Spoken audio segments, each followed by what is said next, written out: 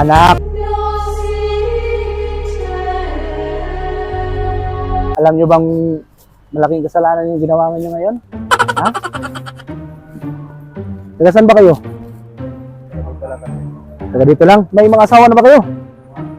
Anong ginagawa nyo dito? Nagtrabaho kayo? Siyempre para sa pamilya natin, di ba?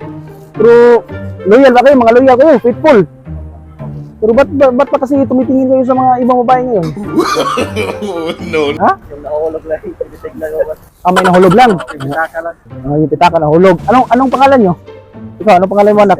Christian. Ikaw? Chris. At saka si? Joseph.